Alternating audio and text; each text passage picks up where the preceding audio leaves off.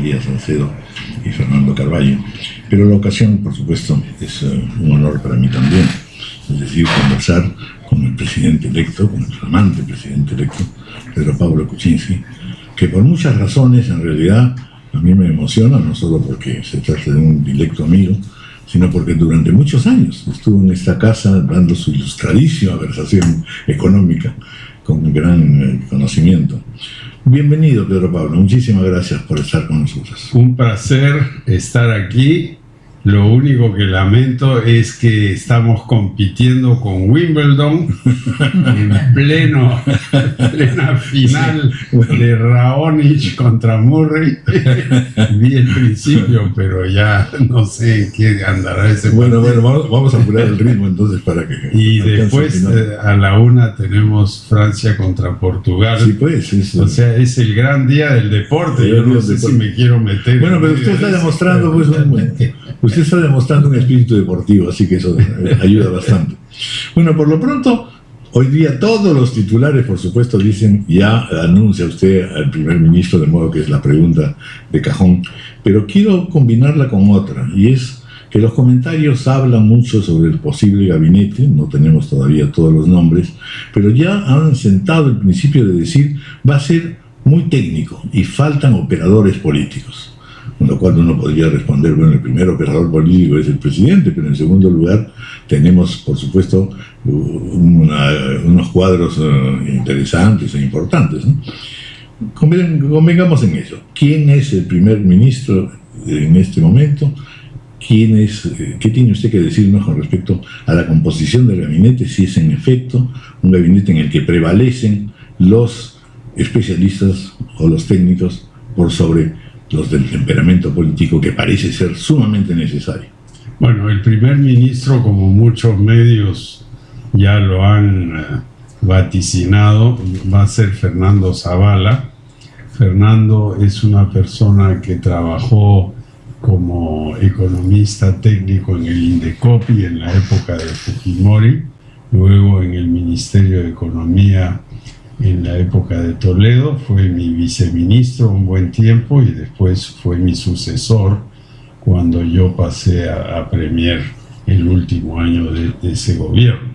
Él es una persona con grandes conocimientos de lo que pasa en el Perú, de cómo funciona la administración pública, que es un tema muy importante, porque si uno no sabe cómo funciona la administración pública, no la puede hacer funcionar. Bueno, y además podría ser un puente con el fujimorismo, en consecuencia. Bueno, yo creo que por lo menos él es visto como una persona objetiva y yo creo que va a ser muy positiva su presencia.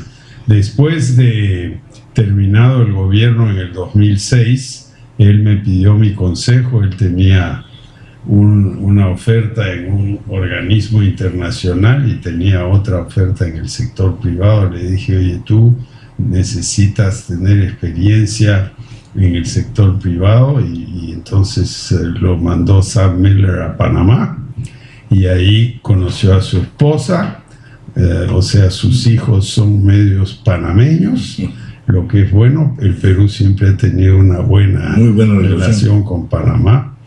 Y bueno, después regresó cuando se abrió la gerencia general aquí, y resulta que ahora Sam Miller pues vendió todo a los brasileros belgas AB InBev, o sea que hay un cambio de control. Es un buen momento para él regresar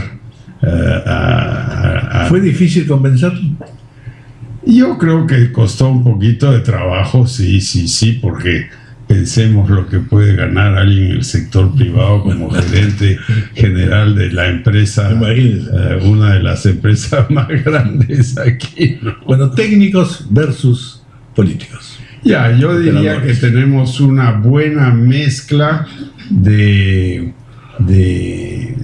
técnicos y políticos. Tenemos gente política, gente con experiencia política, y tenemos una buena mezcla de gente técnica, pero ya fogueada, o sea, gente que ha hecho cosas, que no están cayéndose de la cuna al ministerio, ¿no?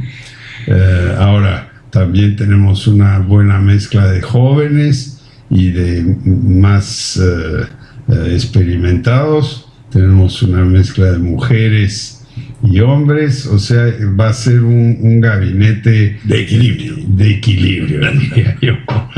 Bueno, respiro con alivio por lo primero que dice usted, porque yo hoy día he apostado tres cosas. Uno, Sí, Zavala, ya estoy bien. Ya ganaste la apuesta. Ya estoy en la primera parte, pero son tres partes. La segunda es Murray en el tenis.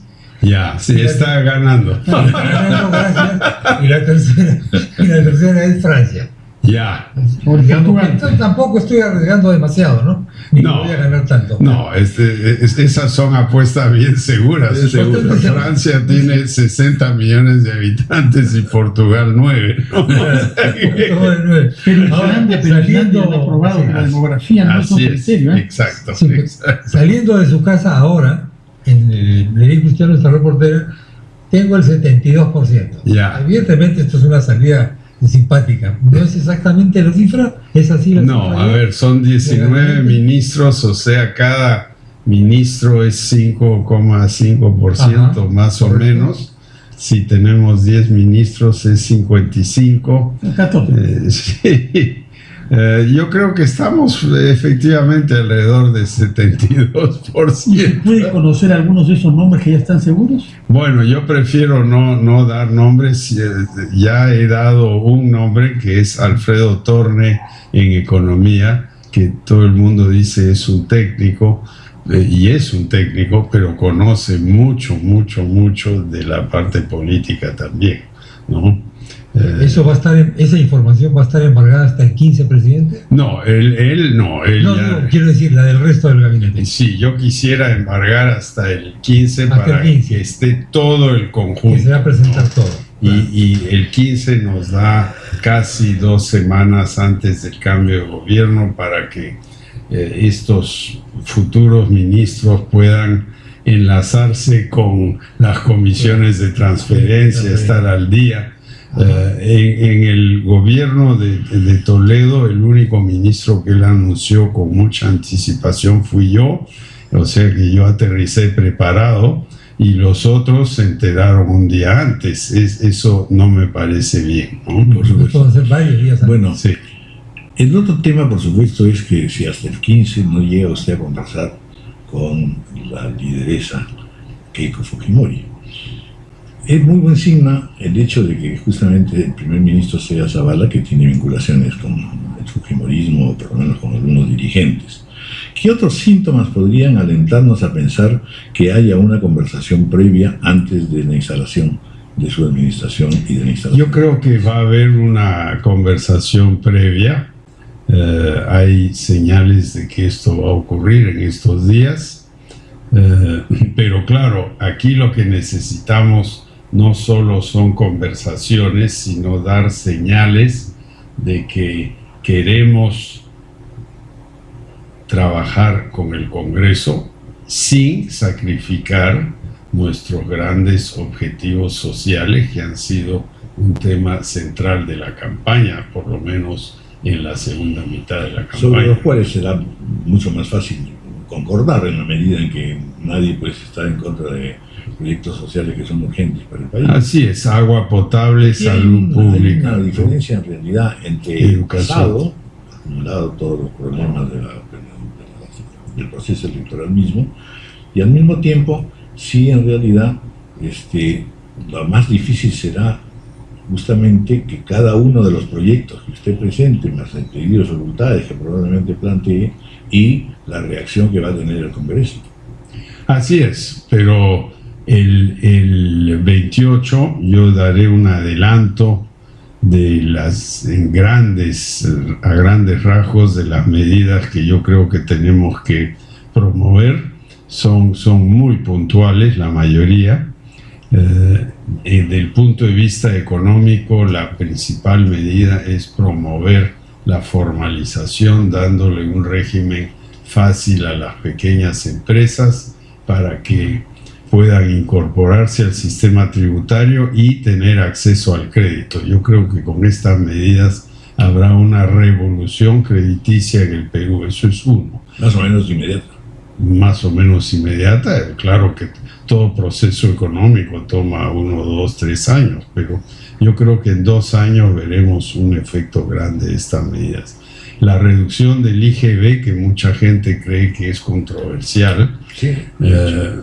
Está sujeta a que se cumplan las metas presupuestarias. Nosotros de ninguna manera queremos perder nuestro calificativo crediticio de A menos, es casi el mejor de América Latina, salvo Chile, y vamos a hacer todo lo posible para mantener y mejorar eso. Acceder a la OCDE, por ejemplo, también es parte de eso. Bueno, eso es un grupo de medidas. El segundo tema es medidas para promover la seguridad ciudadana. Y ahí hay una serie de cosas como penas acumulativas, expulsión de funcionarios y policías corruptos. Hay que hacer cambios grandes en el tema de cárceles. Tenemos 80.000 presos en las cárceles y la capacidad es solo de 30.000. Yo creo que vamos a aprovechar una ley que ya existe, pero que no se ha utilizado, que permite concesionar algunas cárceles como experimento. No es una política de Estado, pero necesitamos por lo menos 8 o 10 cárceles más, ¿no? Bueno, y en compartir algunos grupos de trabajo y comisiones del Parlamento. Sí. Dice un diario que pediría usted presupuesto, Constitución y Justicia.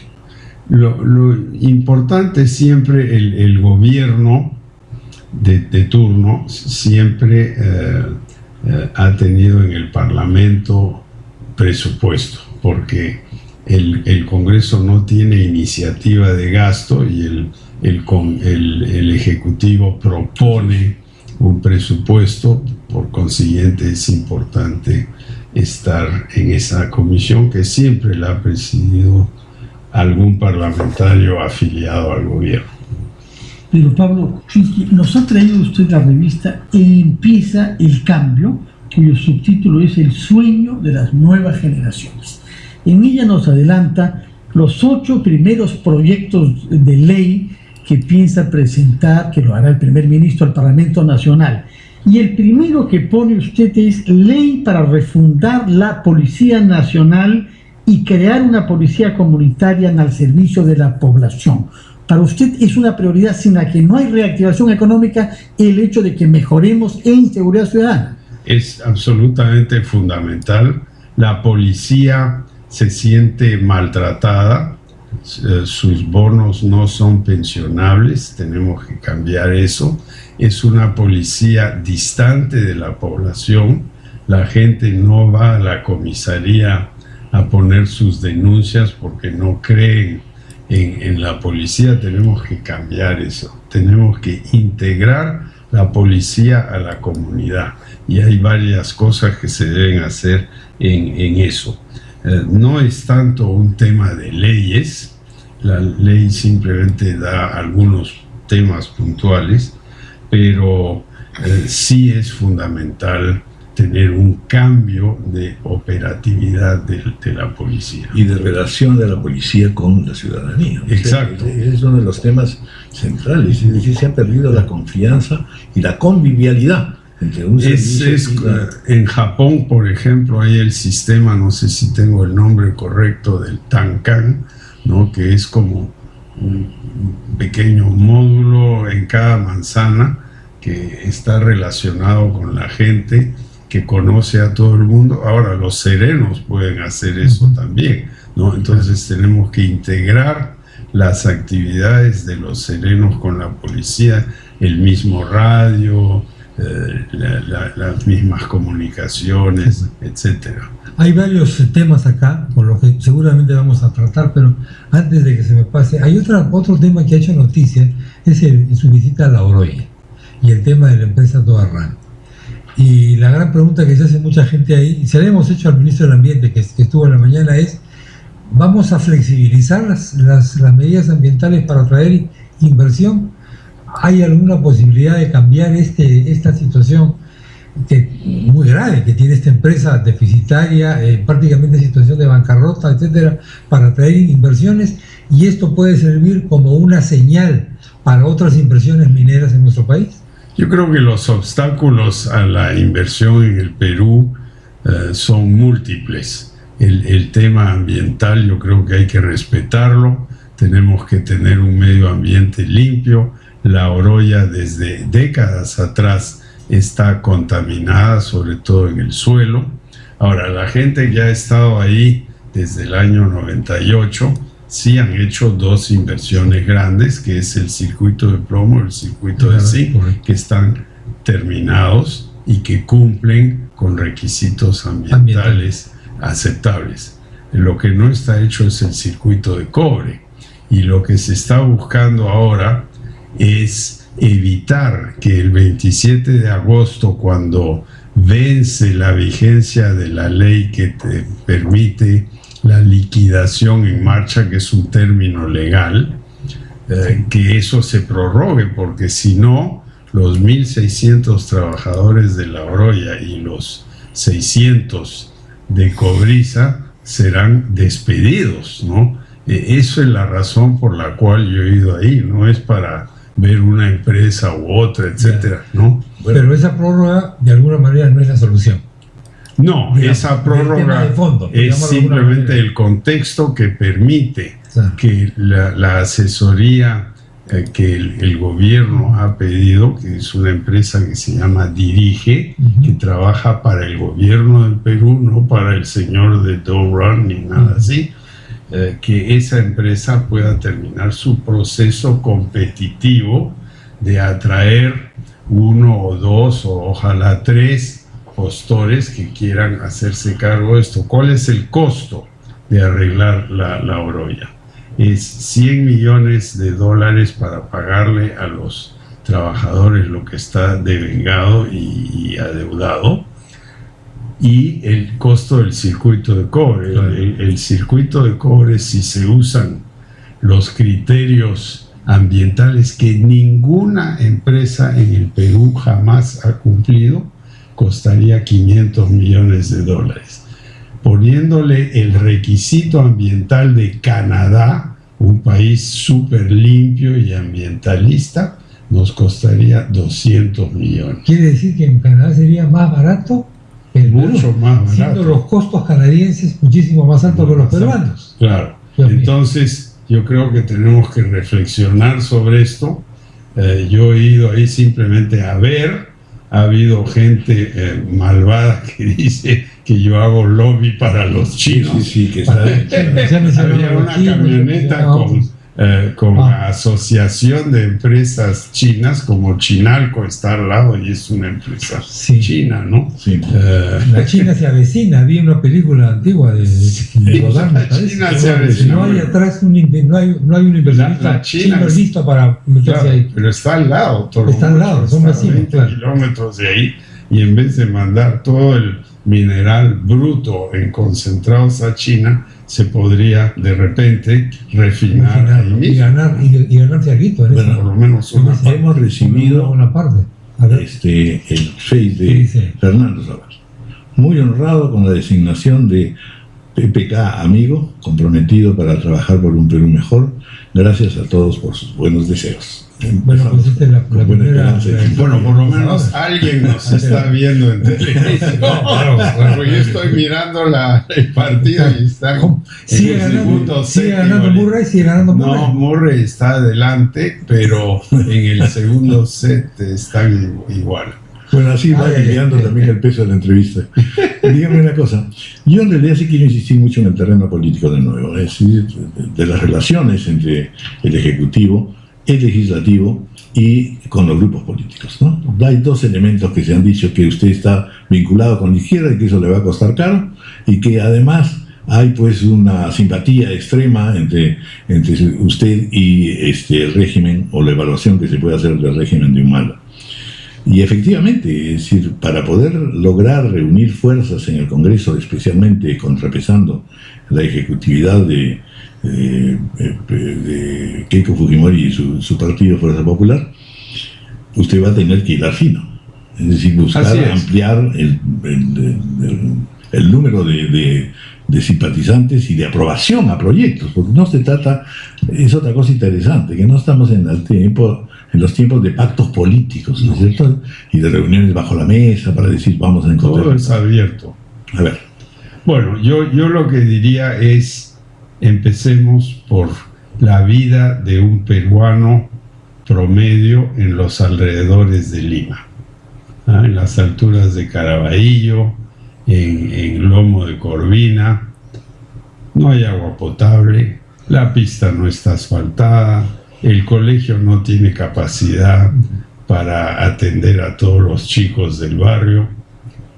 No hay ninguna seguridad. No hay ninguna seguridad. Entonces, en esos temas yo soy absolutamente de izquierda, como hay que ser, pero yo creo que es una definición errada de la izquierda.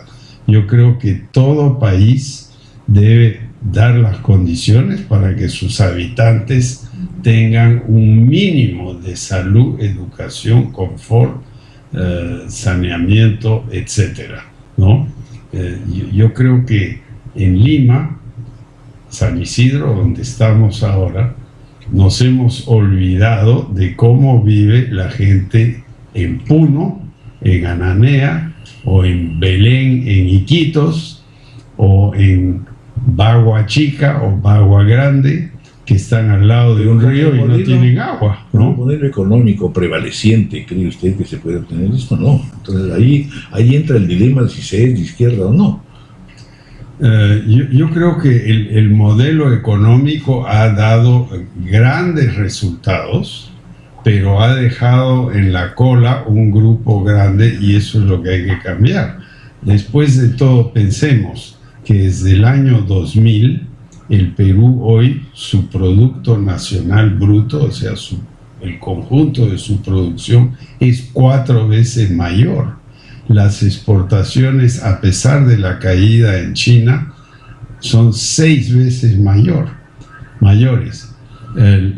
Miramos los mercados, lo que se vende, etcétera, es mucho mayor. Son factores de 4, 5, 6, 7, 10 veces. Esas son las virtudes de Humala. Esas son las virtudes de haber seguido un esquema en el cual hay incentivos a la inversión, incentivos de mercado, no subsidios.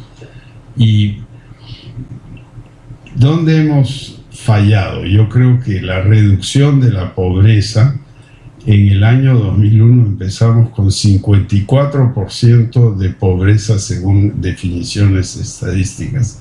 Hoy estamos en 23%, pero podríamos estar en 15%. Nos hemos atracado recientemente. Cuando termine su mandato, ¿en cuánto piensa usted dejar la pobreza y en cuánto la extrema pobreza? ¿Cuál es el objetivo? Ya, es bien ambicioso decir esto, pero yo quisiera que la pobreza sea no más de 10%. Como en Chile, como Estados Unidos. Estados Unidos está en 14 en este momento, o sea, es más ambicioso que Estados Unidos. En el sur de Estados Unidos hay mucha pobreza. La pobreza extrema debería ser completamente marginal, 1 o 2%, lo que llaman los economistas friccional, ¿no? O sea, no debería haber pobreza extrema. Ahora, eso no es un poco... Yo a veces veo ciertas estadísticas, dicen, Perú es un país de clase media, pero claro, la diferencia entre la clase media y la pobreza es mínima. Y en cualquier momento, el que está en clase media, en esta clase media, tal como concesivamente, creo, hablamos nosotros... Es bien media. Sí, pero media para abajo, bien claro, esa es gente que entró a la clase media pero está colgada por las uñas, ¿no? Y cualquier remesón económico los hace bajar. Eso es lo que tenemos que evitar, solidificar esa posición en la clase media.